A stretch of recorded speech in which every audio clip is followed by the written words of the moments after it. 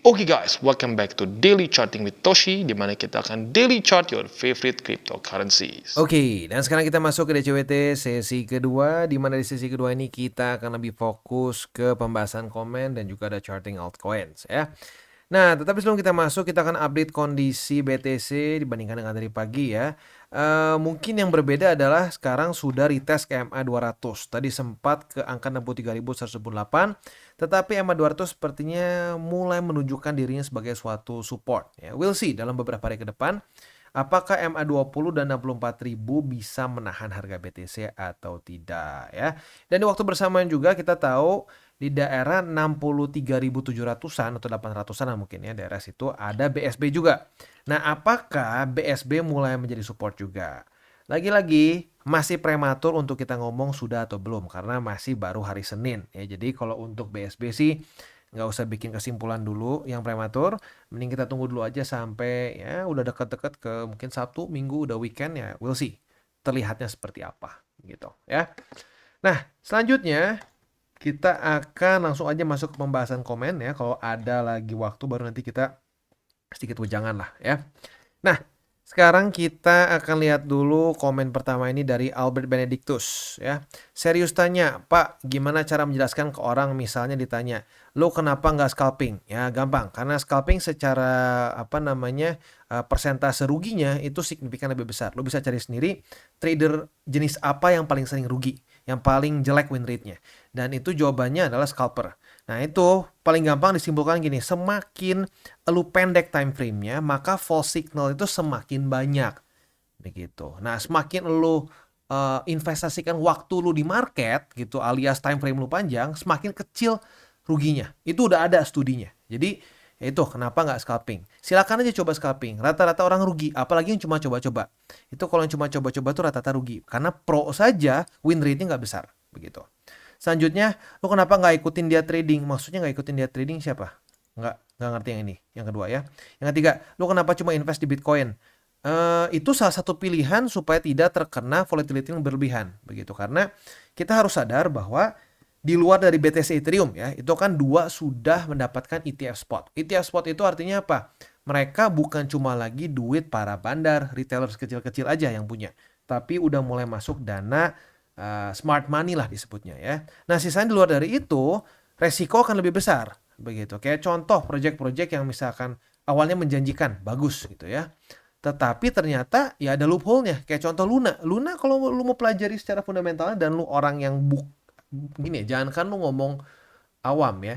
Orang yang lumayan mengerti coding dan lain-lain saja dan juga mengerti kriptografi itu nggak bisa langsung outright ngomong, oh Luna nggak pasti jelek. Nggak, itu masih eksperimen dan ternyata gagal, ya kan? Nah itu aja kita nggak bisa tahu. Ada resiko-resiko besar di altcoins yang masih unproven. Begitu. Maka dari itu invest di Bitcoin itu salah satu cara untuk yang menjaga resiko. Cuma di BTC aja. Begitu. Ya karena Michael Saylor pun setahu gue dia cuma taruh di BTC aja. Dia nggak percaya sama yang lain. Bahkan Ethereum pun setahu gue belum. Ya. Sekarang mulai lebih warming up to Ethereum. Tapi setahu gue Michael Saylor aja. Sekelas Michael Saylor. Ya. Dia aja masih cuma BTC aja. Begitu. Ya. Yang keempat. Kenapa swing atau position trader? Ya balik lagi ngomongin soal time frame. Time frame minimum menurut gua yang win rate-nya udah lumayan menarik itu swing. Ya, day trading aja masih kadang-kadang terlalu terkotak-kotaki dengan gua harus sehari tutup, sehari tutup. Itu berapa sering posisi kalau kita DCWT dipaksain sehari tutup rugi. Begitu. Jadi kalau gua pribadi makanya minimal swing trade. Begitu. Kalau lu mau scalping, mau day trade, monggo silakan, tapi harus siap dengan win rate yang lebih kecil.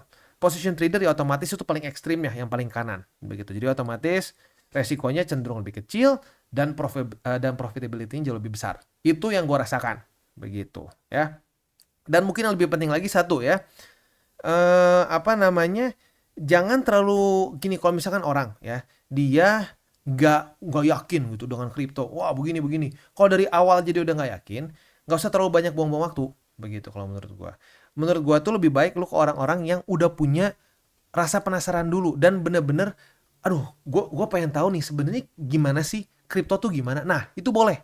Tapi kalau dari awal lu ketemu temen lu, paman lu, siapa lu lah ya, yang dari awal ngomong, wah BTC itu scam, kripto itu scam, udah itu buang waktu menurut gue. Lu kebanyakan akan jadi debat gitu, bukannya jadi bisa meng-convert orang untuk mengerti kripto. Karena dari awal dia udah nggak mau ngosongin gelas dia dulu. Kalau lu ngomong sama orang yang nggak mau ngosongin gelas dulu, itu buang-buang waktu menurut gua, ya. Next, dari Peotoshi ya. Wah, Peotoshi ya. Lucu juga nih ya. Kayak Mbah Surip nih. Wah, ada yang tahu nggak ya Mbah Surip ya? Jangan-jangan itu buat generasi lama aja yang tahu Mbah Surip ya. Halo Bang, saya padahal pengikut CT apa ya? Crypto Twitter, ya itulah ya, CT sebelah. Mau bilang thank you, sejak ketemu Bang Toshi, saya punya pandangan lebih jauh, lebih realistik terhadap crypto market, dan bisa manage risk dengan jauh lebih baik. Since ini cycle pertama saya, thank you udah bikin edukasi berbobot yang free untuk semua orang. Semoga kebaikannya dibalas berkali-kali lipat, Bang. Amin, amin, amin. Tabur tuai, ya gue yakin. Nabur hal baik, nuai hal baik, ya. Mau nanya, untuk untuk bull market strategy, apa yang paling pas untuk memaksimalkan keuntungan ketika altcoin spam bersamaan? Apakah bajing loncat setelah 2 kali atau compounding gains, atau tunggu ketika kenaikan per koin jenuh lalu pindah ke koin baru? Makasih Bang, semoga dijawab, sehat selalu. Ya, thank you for the comment. Ini bagus ya. Kalau kita mau ngomong idealnya, ya kita tahu itu ada bukan aturan ya, ada satu kebiasaan per cycle ya. Jadi awal itu akan dipimpin dulu oleh BTC. Nah, itu biasanya kalau ngomong makronya tuh QT ya. Jadi QT bull run disebutnya. Jadi cuma limited amount of altcoins yang berhasil mengalahkan BTC. Ya, contoh kayak TON, mungkin BNB pun enggak ya. BNB enggak sampai lah kayaknya ya. Lalu Solana gitu mungkin. Beberapa altcoins yang mengalahkan BTC. Tapi in general di masa-masa QT itu BTC yang berkuasa. Makanya Bitcoin dominance itu kuat. Begitu, Bitcoin dominance itu sangat kuat di masa-masa QT. Nah, ya mana sih? Nah, ini dia Bitcoin dominance ya. Dia cenderung kuat di masa-masa QT. Nah, kalau udah QE, nah nanti gini nih ya, di mana dominance-nya drop itu karena liquidity yang banyak di markets. Nah, kalau kita mau ngomongin idealnya, itu dari BTC tumpah ke Ethereum, Ethereum tumpah ke blue chip alts ke big cap, small cap, dan micro cap. Nah, baru harusnya ke memes. Tapi ya, lagi-lagi itu idealnya. Pada faktanya kadang-kadang loncat dulu ke memes dan lain-lain. Jadi kalau gue pribadi sih mendingan stick ke 70-30 ya, aturan Porto 70-30, 70% di BTC, 30% di altcoins. Nah, altcoins ini nanti sudah masa-masa QE, kalau dia berkembang biak dan mengalahkan BTC secara rasio gitu ya, karena wah yang altsnya naiknya gila gitu ribuan persen. Ya udah, nggak masalah. Tapi kita mulai dulu cycle dengan 70-30. Nanti secara normalnya ya, kalau pemilihan altcoins-nya benar, itu pelan-pelan altcoins-nya akan mengalahkan rasio dengan BTC. Dari awal 70-30, mungkin alts-nya bisa pelan-pelan jadi 40, 50, 60 gitu. Tanpa dioprek gitu ya. Karena si alts-nya eksponensial, lebih gila daripada BTC di masa-masa ini gitu. Nah, itu taktik gua sih. Itu taktik gua, dan gua rasa beberapa cycle cukup berhasil dan less stressful dibandingkan lu coba cari-cari, wah yang mana nih? Yang mana nih? TP langsung pindah lagi, TP pindah lagi. Bisa, tapi kecenderungannya lebih sering kalah dibandingin kita. Ya udah, nggak usah pusing-pusing, 70-30, resiko kejaga, ada jangkarnya BTC ya. Nah, udah sisanya tinggal ya naik-naik ya, si altcoin berkembang sendiri begitu ya. Next, oh ya, gue nyaris lupa ya. Gue harus reminder lagi. Hari ini kita itu akan ada durable goods order ya. Jadi siap-siap jam 7:30 malam buat lo yang punya posisi futures. Dekat-dekat jam segitu atau market US Open, siap-siap terjadi volatility. Kalau lo punya posisi futures yang belum kena target TP, pertimbangkan untuk tutup posisi futuresnya ya. Next, dari Jason Kristanto ya. Bang Toshi mau tanya, ini aku mau coba belajar basic TA dan fundamental. Paling bagus belajar pakai tools apa ya untuk newbie, biar nggak cuma ngikut buy limit dan lain-lain, tapi juga bisa analisis dan ngerti. Terus buat fundamental paling cepet lihat berita di mana ya Bang? Kayak bos Telegram ketangkap, itu aku telat berjam-jam, market keburu turun. Thank you Bang Toshi. Bang Toshi dan Sato ya. Nah, jadi gini, kalau menurut gua TA dan fundamental, kalau TA dulu ya. Kalau TA sih menurut gua paling enak lu MA dulu aja deh ya, moving average. Jadi kita bisa di sini ya, kalau gua paling suka tuh MA 20, 50 dan 200. Itu menurut gua basic ya. Dan itu enaknya tuh di weekly, daily itu cenderung semuanya enak untuk dijadikan support dan resisten. Nah, jadi MA 20 yang warna hijau biasanya, 50 warna biru, dan merah itu MA 200 begitu ya. Caranya indikatornya lu bisa cari Kalau gua ya mendingan dijadiin satu paket aja jadi ribbon disebutnya ya. Mana ribbon? Mana nih? Gua ada ini nih, moving average ribbon. Nah, gua lebih sukanya pakai SMA ya, jadi simple, enggak EMA. Nah, untuk eh, moving average yang paling basicnya begitu ya. Untuk fundamental, kalau gua sih paling gampang ikutin terus economic calendar. Sisanya kalau untuk news-news terbaru ya tinggal ngecek aja sih ya. Bisa macam-macam, ada berbagai macam exchanger. Gua kayak news-news gitu kadang-kadang suka ada exchanger, pop up gitu. Lalu juga kadang-kadang dari trading view langsung keluar begitu. Jadi sebenarnya lu lihat ke trading view juga cukup cukup update sebenarnya ya. Next dari Abi aja ya. Emak-emak ngebacot yang gua kangenin sambil makan siang. Waduh.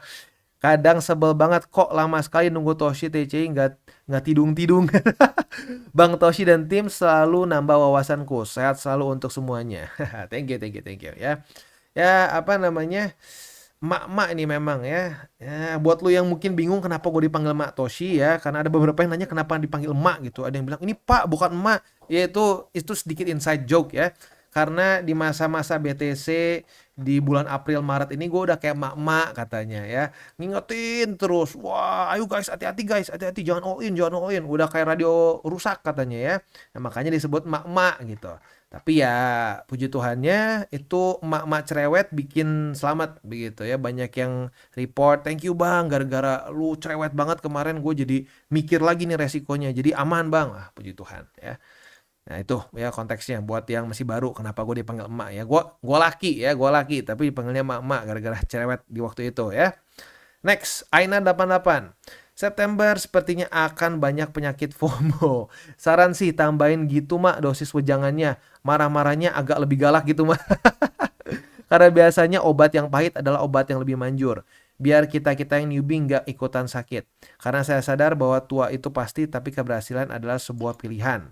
Terima kasih Mak Toshi dan tim TCI sekeluarga. Sehat dan sukses selalu buat kalian. Thank you for the kind words ya.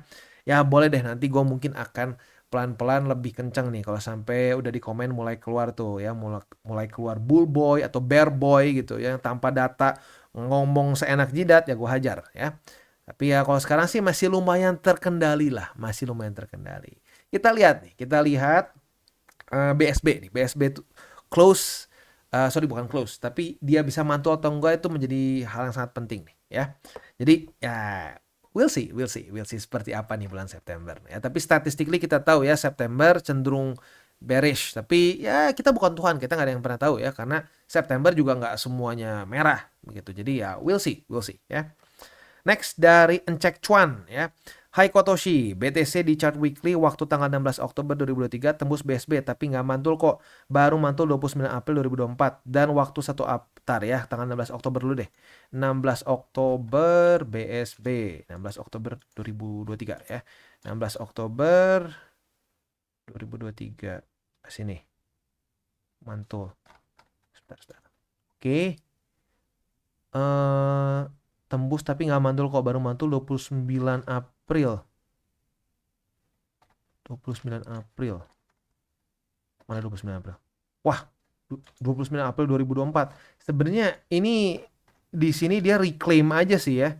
Reclaim dan ya kalau mau dibilang mantul sih enggak juga ya. Ini jujurnya kalau mau dibilang ini rada anomali ya. Biasanya tuh BSB tuh gini. Dia kalau reclaim, mantul baru lanjut. Nah ini nggak ada benar-benar pantulannya ya sebenarnya kalau dipikir-pikir ya. Reclaim, udah gitu nggak retest lagi, sekalinya kena jebol begitu ya. Jadi ya ini cukup aneh sih ya. Jadi pertanyaan selanjutnya itu kalau misalkan seperti itu strategi DCA-nya Kotoshi akan gimana? Selain BSB apa Kotoshi ada indikator lain? Thank you. Nah jadi gini, kalau misalkan kita ngomong kayak gitu ya, misalkan BSB-nya dalam kondisi kayak begini nih.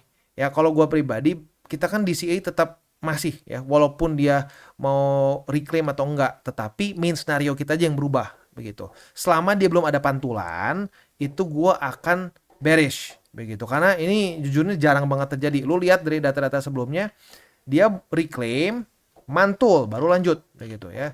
Reclaim, mantul baru lanjut. Jadi ya itu aja sih data yang gue punya, di mana dia nggak ada mantulnya dulu begitu. Nah, tapi untuk DCA tetap sama aja begitu. Dan kalau untuk garis besarnya ya, saat BTC weekly close bukan signifikan tapi weekly close mayoritasnya itu di atas dari BSB, maka kita dalam kondisi bullish. Gitu aja sih.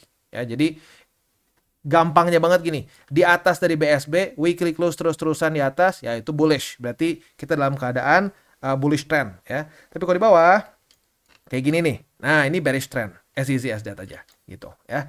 Ini jadi buat patokan lah, simpelnya patokan sederhananya seperti itu. Next. Habis. Oh, masih ada. Dari Kios Crypto. Halo Ko dan tim TCI. Apakah yang akan terjadi untuk proyek-proyek TON ke depan? Sebab si Pavel Durov yang merupakan pendiri sekaligus CEO Telegram tertangkap di negara Prancis. Ya, itu yang kemarin ya. Telegram dituding lalai mencegah penggunaan yang terafiliasi dengan terorisme, penjualan narkoba, barang curian, dan penipuan. Efek TON coin pun anjlok hampir 17% ya, kayak waktu itu kita bahas. Nah, jadi gini, kalau menurut gua ini ya mirip-mirip kayak dulu kalau lo inget BNB ya. BNB juga terjun payung saat si CZ ketangkep ya. Nah, tapi blockchain itu ya the beauty of blockchain gitu ya. Saat dia sudah jadi gitu ya, selama masih ada tim dev lain yang mau ngeberesin, karena ini bentuknya open source, nggak jadi masalah. Nah, tapi ya kalau ini digoreng terus ya tentunya akan bikin harga drop. Tapi kalau gua ngelihatnya ya, ini kan decentralized nih. TON kan decentralized. Jadi kalau menurut gua selama ada yang tetap mau mengupdate terus blockchain dari TON gitu ya, masih ada timnya, masih ada yang ya kayak inilah, kayak Bitcoin. Bitcoin masih ada orang yang mau mendevelop Bitcoin, ya aman, nggak ada masalah menurut gua ya. Nah, kalau kelalaian jujur ini gua sedikit bingung ya, kayak sedikit apa ya? Gini, si Telegram itu kan dibuat untuk censorship free begitu ya, dimana nggak banyak bisa private dan seterusnya. Kalau dipakainya salah oleh orang yang salah ya sama aja kayak perdebatan kayak wah pisau tuh bahaya, orang banyak yang dibunuh pakai pisau, terutama di London ya. Di London banyak banget penusukan. Nah, tapi di waktu bersamaan pisau juga bisa dipakai untuk masak dan seterusnya. Jadi ya itu terus pro kontra lah menurut gua. Jadi kalau menurut gua ya, walaupun si Pavel Durov ini misalkan bikin satu alat yang kesan dipakai oleh orang yang nggak benar, nggak berarti si Durov salah sih menurut gua ya, at least itu menurut gua. Karena kalau gitu caranya ya berarti orang yang pembuat pisau, ya pembuat apalagi semua alat-alat yang bisa pakai membunuh, ya berarti itu juga harusnya bertanggung jawab gitu kan. Ya gua nggak ngerti lah, itu pro kontra lah. Tapi lagi-lagi kalau TON menurut gua selama masih ada tim dev lain yang mau mendevelop TON ya nggak masalah ya. Oke. Habis kayaknya ya. Oke, selanjutnya kita akan masuk ke Balemate. Balemate-nya kita hari ini adalah TON ya, Arbitrum dan Efex ya. Sebelum kita masuk, seperti biasa gue akan disclaimer dulu bahwa semua konten dari TCI bukanlah financial advice. Ini semua bentuknya adalah edukasi. Lalu bagaimana cara mendukung TCI? Ada banyak caranya. Lu bisa like our video, bisa share our video, itu juga bisa menggunakan link referral kita di bawah. Nah, sekarang kita akan dengar dulu pesan-pesan dari sponsor kita pada hari ini. Oke, today's video is brought to you by Bybit. Dimana di Bybit ini kita bisa melakukan berbagai macam hal ya, mulai dari yang newbie sampai yang sudah advance. Buat mungkin lo merasa bahwa aduh bang, gue masih nggak ngerti nih TA, gue masih nggak ngerti charting dan seterusnya, tapi pengen akumulasi, pengen DCA murni, bisa lo tinggal masuk ke sini one click buy, dimana lo bisa pilih lo mau pakai apa ya fiatnya, lo tinggal pilih juga asetnya apa ya. Misalkan lo pengen akumulasi BTC, misalkan setiap hari Senin jam 7 pagi, misalkan gue pengen akumulasi BTC sebesar 100.000 rupiah misalkan ya, lu bisa langsung lakukan di sini. Bisa peer to peer, bisa Dana, Bank BRI dan lain-lain. Ini gila ya, bisa pakai BCA Mobile dan seterusnya. Jadi Bybit ini memang cocok banget buat orang-orang yang tinggal di Indo ya, bisa langsung pakai bank-bank yang memang sudah biasa kita pakai di Indo ya. Nah, buat yang intermediate sampai advance juga di sini ada spot, nah, dan juga ada leverage tokens, dan tentu juga ada derivatives trading, di mana kita bisa menggunakan kontrak yang USDT maupun USDC. Jadi di sini lo bisa pakai USDC ya, karena nggak semua exchanger bisa menerima untuk futuresnya pakai USDC ya. Dan tentunya juga lo bisa earning bunga juga dari kripto lo dan lain-lain. Dan tentu juga di sini kita bisa melakukan copy trade ya, di mana copy trade dari Bybit ini sudah cukup terkenal ya, dan kita bisa mendapatkan keuntungan juga. First copy trade kita bisa ada protection 100 USDT loss coverage ya, dan seterusnya ya. Jadi buat lo yang tertarik bisa silakan pakai. Klik di link referral kita di bawah. Kita masuk ke Toncoin. Untuk Toncoin, retest 1, retest 2 sudah terjadi di MA200 kemarin. Dan posisi longnya langsung kena target TP di hari yang sama. Ini paling asik kayak gini ya. Dan profitnya itu sebesar, lumayan ya, 4,7%. Not bad, not bad, not bad ya. Nah, untuk sekarang, kalau sampai terjadi nih, retest kedua, di angka 5,96 bisa pertimbangkan untuk buka posisi short juga ya. Target TP-nya tinggal kita balik logikanya di MA200. Untuk posisi spot MA200 di 4,886 dan di 4,317 begitu ya. Next kita masuk ke Arbitrum. Untuk Arbitrum retest 1, retest 2 sudah terjadi di angka 0,62 ini ya. Ya, 0,621. Artinya kita sudah punya posisi short, dan posisi short kita ini target TP-nya di mana? Target TP-nya jelas di MA20, atau kalau lu mau lebih konservatif boleh juga di struktur resisten di sini di angka 0,589. Itu kurang lebih untuk posisi futures di Arbitrum ya. Untuk posisi spotnya, buy limit pertama di MA20 di 0,56. Buy limit kedua sebenarnya bisa di sini. Struktur yang sebenarnya rapih banget di sini ya. Mulai terbentuk tuh sebenarnya dari tanggal 16 Agustus. Nah, ini berkali-kali berhasil menahan Arbitrum, jadi kayaknya boleh jadi buy limit ya, yaitu di angka 0,53, dan buy limit ketiga di 0,48. Next kita masuk ke AVAX. Untuk AVAX retest 1, retest 2 sudah terjadi di 26,47. Artinya kita sudah dapat posisi long.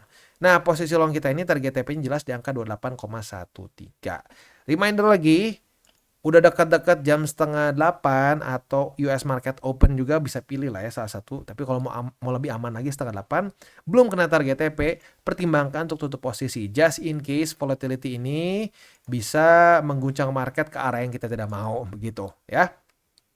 Untuk posisi spotnya 26,47, buy limit pertama, buy limit kedua di MA50 atau di 24,77, dan buy limit ketiga di 23,03. Itu kurang lebih untuk posisi spot dan futures di AVAX. Selanjutnya, reminder 3 golden rules.